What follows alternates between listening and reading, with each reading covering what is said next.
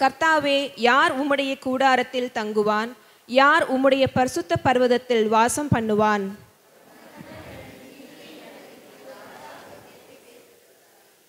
அவன் தன் நாவினால் புறங்கூறாமலும் தன் தோழனுக்கு தீங்கு செய்யாமலும் தன் அயலான் மேல் சொல்லப்படும் நிந்தையான பேச்சை எடுக்காமலும் இருக்கிறான்.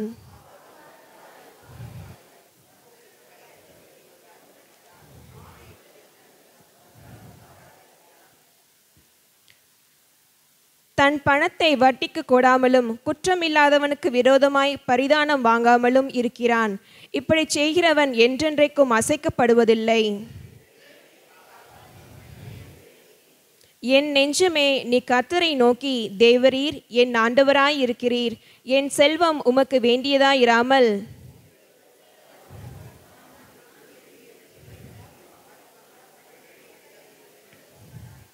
அந்நிய தேவனை நாடி பின்பற்றுகிறவர்களுக்கு வேதனைகள் பெருகும். அவர்கள் செலுத்துகிற இரத்தபான பலிகளை நான் செலுத்த மாட்டேன். அவர்கள் நாமங்களை என் உதடுகளினால் உச்சரிக்கவும் மாட்டேன்.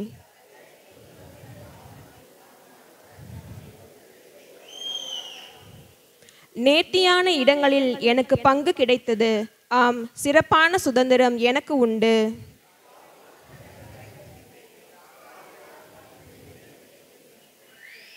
கர்த்தரை எப்பொழுதும் எனக்கு முன்பாக வைத்திருக்கிறேன். அவர் என் வலது பார்சத்தில் இருக்கிறபடியால் நான் அசைக்கப்படுவதில்லை.